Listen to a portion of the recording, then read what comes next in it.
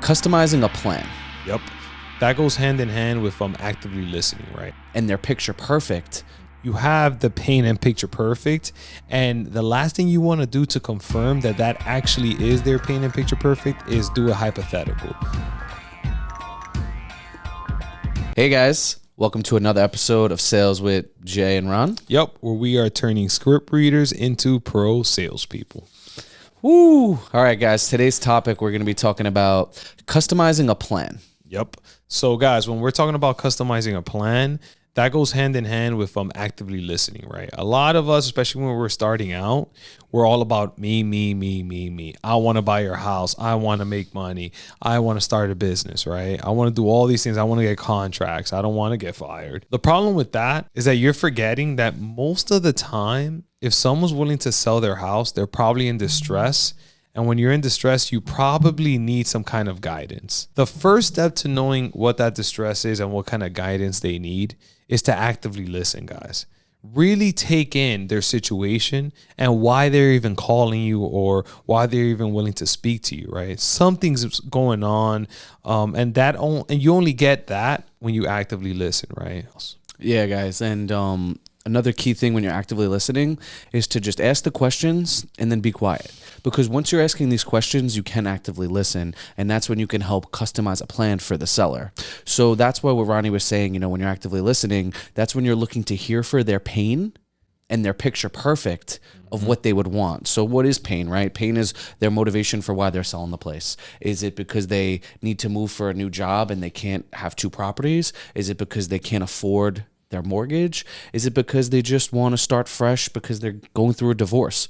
We don't know. But actively listening is the only way you're going to figure out what that pain is. And then from that pain, what do they want out of it? So if you could sell this house, what are you looking to do?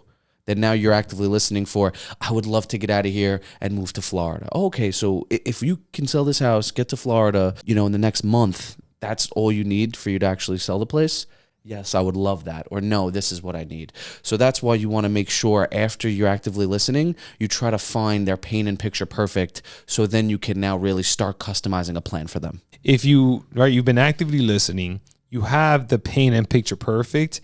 And the last thing you want to do to confirm that that actually is their pain and picture perfect is do a hypothetical. For example, right? You want to use if and then. So let's say the pain is they lost a loved one and their picture perfect is to sell this house so they can have money to live because the person that, passed away was actually the breadwinner. Let's just play that out, right? So I'll be like, hey, seems to me like you can't afford the house, right? Because, I'm sorry for your loss, but, your husband or your wife was the breadwinner, right? Is that correct? Yeah. So the pain you're dealing with right now is that you really can't afford the house, right? Unless you go get a job, but you might not have enough time to do that. Is that safe to say? Yes, Ronnie. So guys, boom, right? I just confirmed the pain. Now, ideally what you would want to do is move out to Texas where, you know that the money that you have here in New Jersey can go a longer way until you get, you get set and everything, right? Is that safe to say?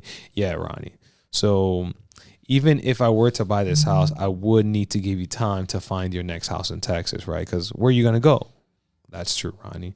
So if I can buy this house for you, right, so to give you some time to get, set in Texas, is there anything else stopping you from moving forward? No, Ronnie, as long as you can buy this house and give me time so then I can find a new house that's cheaper to give me, so I can have some extra money in my pocket until I find the job, we're good to go. Boom, guys. You see that?